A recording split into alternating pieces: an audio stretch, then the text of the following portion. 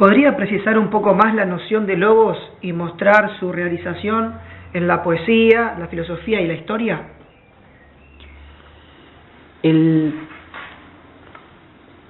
concepto de logos podemos esclarecerlo y precisarlo, primero que nada a partir de su origen etimológico, porque el sustantivo logos tiene la misma raíz del verbo legein, cuyo sentido primero es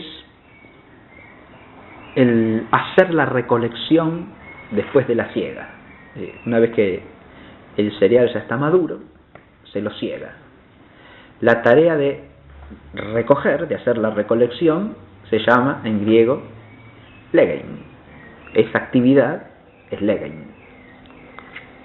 A partir de ahí, la mente griega espontáneamente ha hecho una analogía y ha llevado ese sentido a la esfera de la actividad del espíritu. Eso pasa con muchas palabras griegas. Empiezan significando una actividad de orden físico, material, y pasan a significar una actividad de orden espiritual. Cuando uno hace la recolección,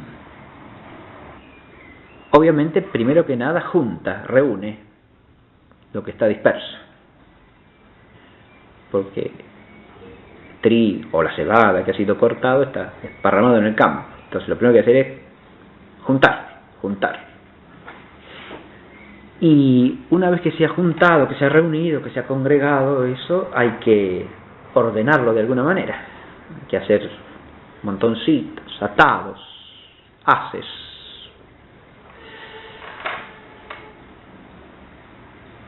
Organizarlo de manera que quede predispuesto para las tareas que siguen. Y es de aquí que ha partido la mente griega común, corriente, para significar algo que también es el espíritu humano.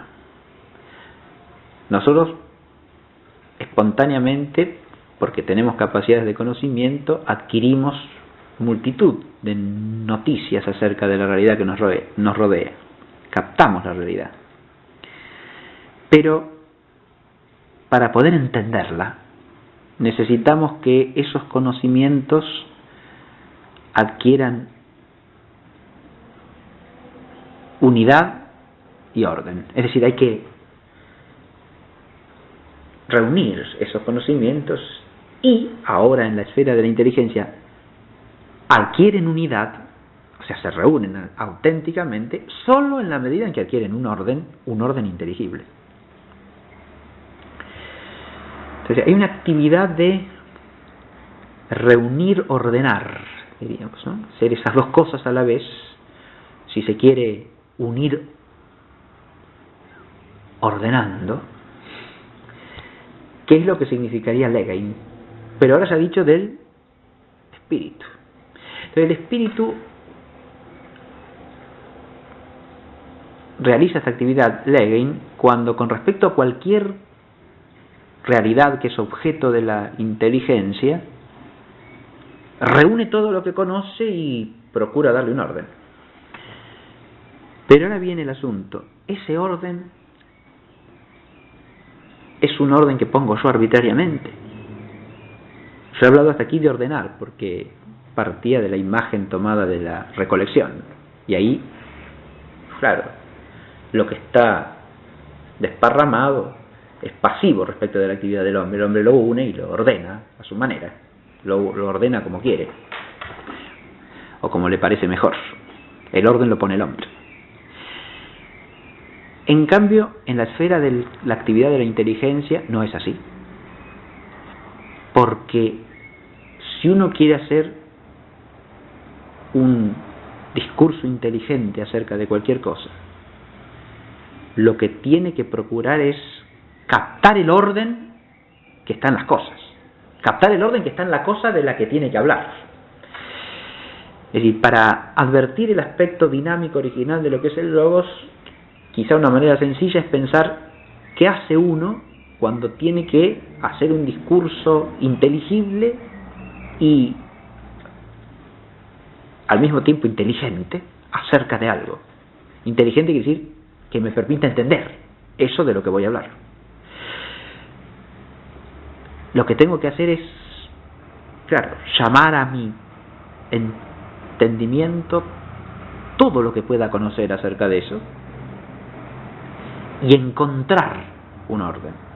Ahora, no poner un orden yo como a mí se me ocurra, sino encontrar un orden. Encontrar el orden que está en el ser de la cosa de la que tengo que hablar. Porque si yo no encuentro ese orden, no puedo hacer un discurso inteligente acerca de la cosa. Podría ser un discurso atractivo, un discurso convincente, un discurso bien armado, pero no un discurso inteligente, porque la palabra inteligencia de suyo primariamente connota, tanto en griego como en castellano, la capacidad de captar el ser de las cosas. Entonces, lo que tengo que hacer es dejar que ese orden que está en la realidad, que está en el ser de las cosas de las que tengo que hablar, llegue a mí, informe mi inteligencia, y entonces yo pueda alcanzar la inteligencia de eso que por sí se ordena delante de la mirada de mi capacidad de conocimiento. Y en la medida en que yo capto ese orden, ahí entonces, para poder permanecer vinculado a ese orden que está en el ser de las cosas, es donde tengo que expresar ese orden en mi propia inteligencia. Y lo expreso y lo capto en eso que se llama logos. Al partir de la etimología, el logos aparece precisamente como el fruto de ese esfuerzo de la inteligencia por captar el orden que está en el ser de las cosas. Y es un fruto que hace que ese orden quede arraigado en mi inteligencia y yo pueda estar referido constantemente a él. Podríamos definir entonces, partiendo de esta idea, el logos como la captación y expresión en la inteligencia, en la interioridad de la inteligencia y en la voz humana, que es signo expresivo de esa inteligencia, del orden del ser de las cosas que ella ha captado. Esto es primariamente el logos. Y a partir de ahí vemos claramente cómo el logos se distingue primero que nada de la inteligencia misma, porque la inteligencia es la raíz del logos, no al revés. ¿Sí? El logos brota de la inteligencia, la presupone, es un fruto suyo. Por eso, sin esfuerzo de la inteligencia no puede haber logos. Sin actividad de la inteligencia no puede haber logos. Pero ese esfuerzo y esa actividad son paradojalmente el esfuerzo y la actividad de una capacidad de conocimiento. Por lo tanto, es un abrirse de la inteligencia a la determinación del ser de las cosas. La inteligencia se hace no inteligente precisamente cuando ella quiere producir de sí el orden. Entonces no hay inteligencia. Hay una especie de producción artificial que la inteligencia hace de un orden que no viene del ser, un orden que trata ella de poner arbitrariamente. Aquí vemos cómo también el logos se distingue de cualquier discurso o palabra que no sea expresivo del ser de las cosas. Eso ya no es logos en el sentido clásico griego. El griego entiende perfectamente lo que es hablar, decir. Ahora, no todo hablar, no todo decir son logos.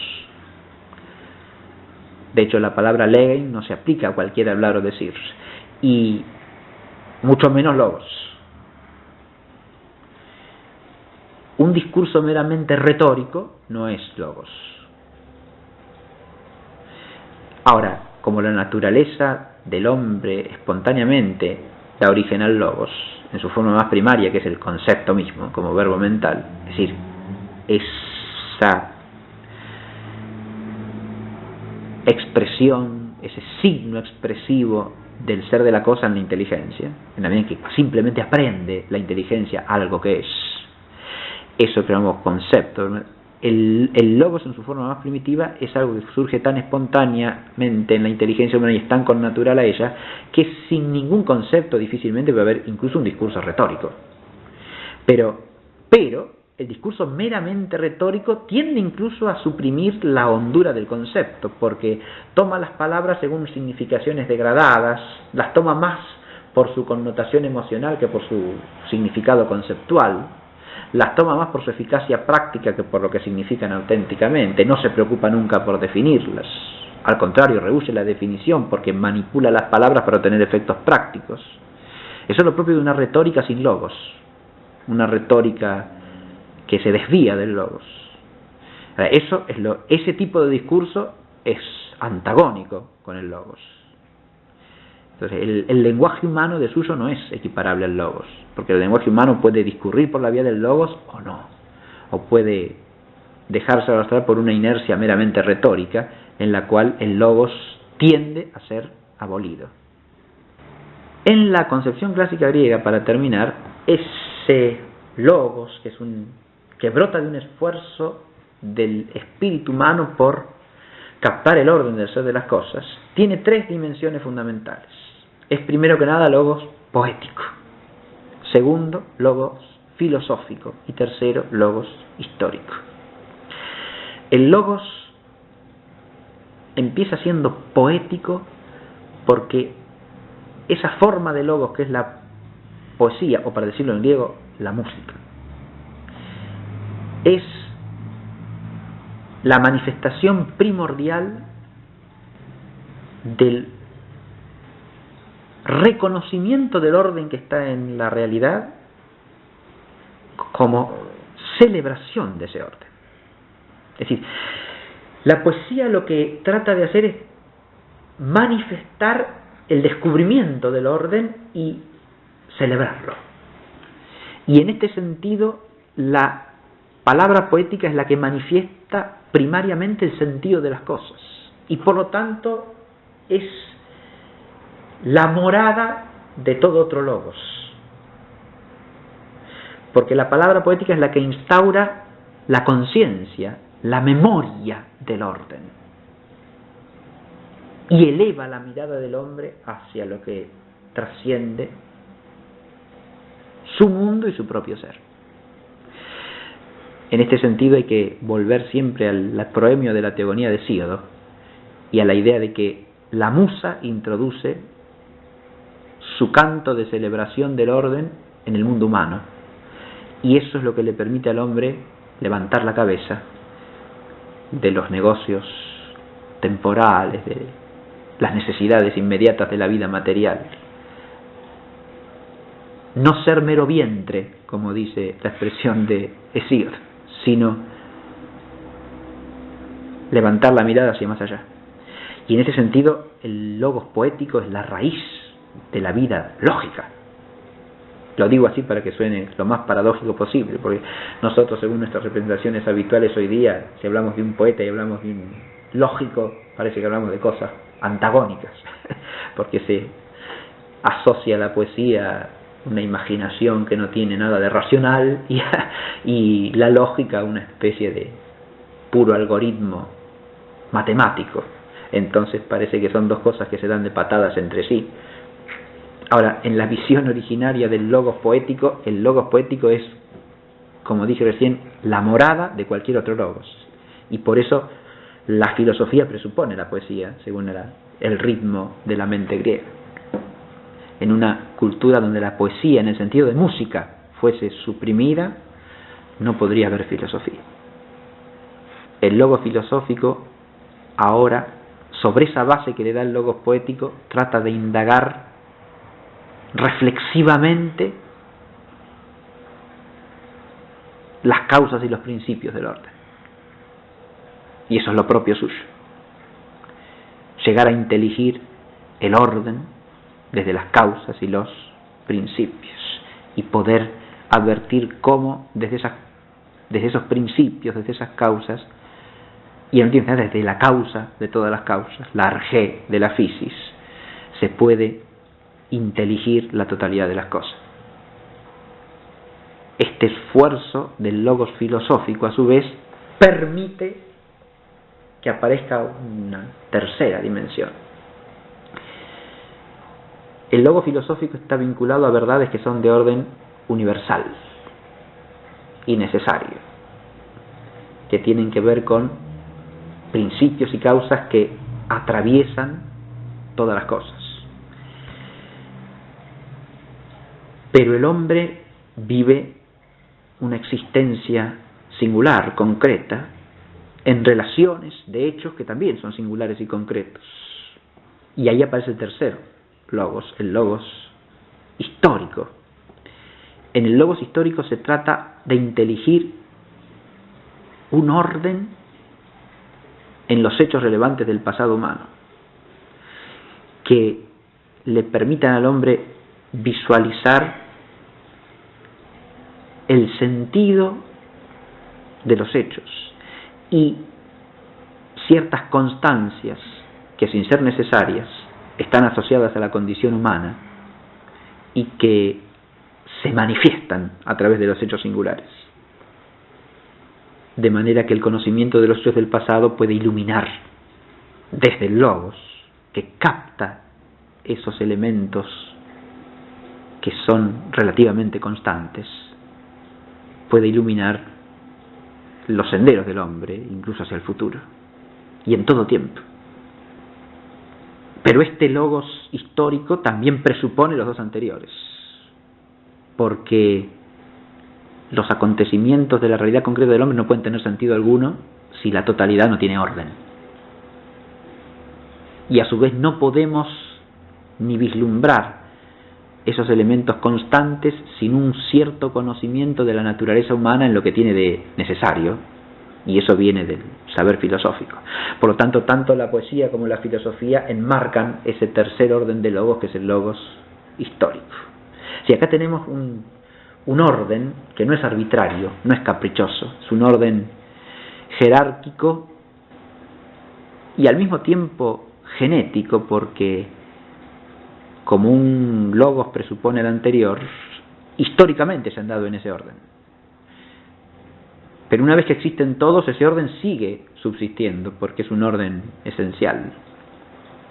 De modo que si quitásemos el logos poético, el logos filosófico no tendría dónde habitar.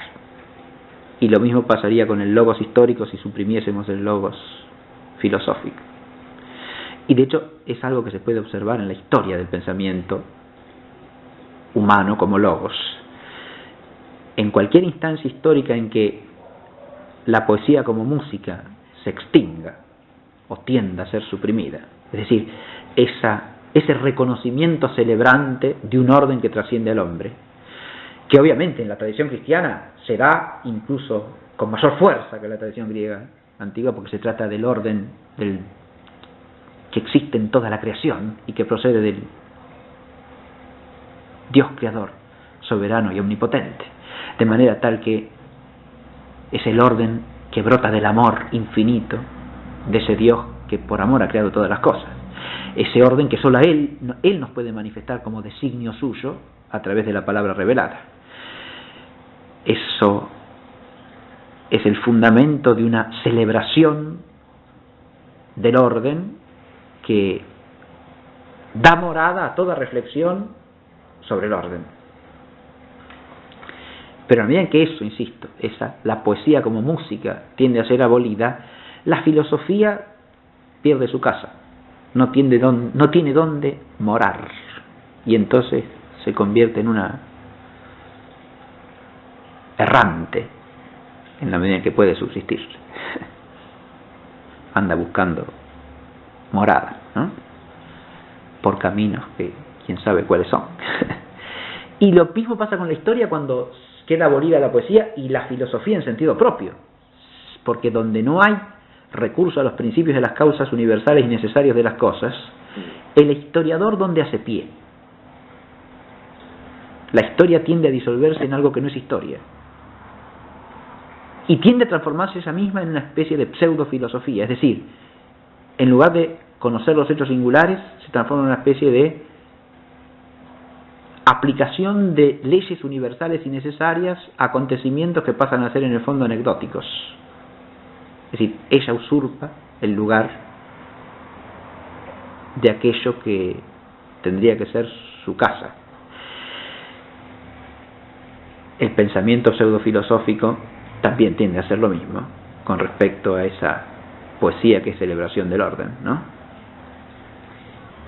Esto traza una línea de reflexión que se podría seguir desarrollando constantemente y que nos ubica en relación con muchos fenómenos de la historia del pensamiento y de la realidad actual. El trigo o la cebada que ha sido cortado está esparramado en el campo. Entonces lo primero que hay que hacer es juntar. Y una vez que se ha juntado, que se ha reunido, que se ha congregado, eso hay que ordenarlo de alguna manera. Hay que hacer montoncitos, atados, haces.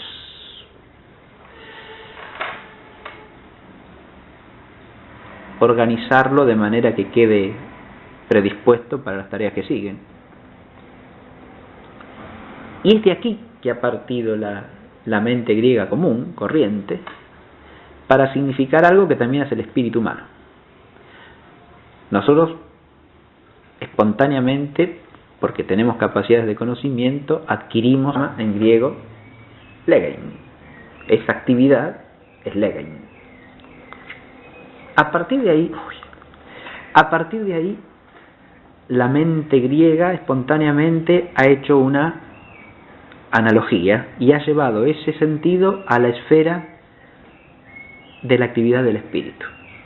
Eso pasa con muchas palabras griegas. Empiezan significando una actividad de orden físico, material, y pasan a significar una actividad de orden espiritual. Cuando uno hace la recolección, obviamente, primero que nada, reúne lo que está disperso. Porque multitud de noticias acerca de la realidad que nos rodea. Captamos la realidad. Pero para poder entenderla, necesitamos que esos conocimientos adquieran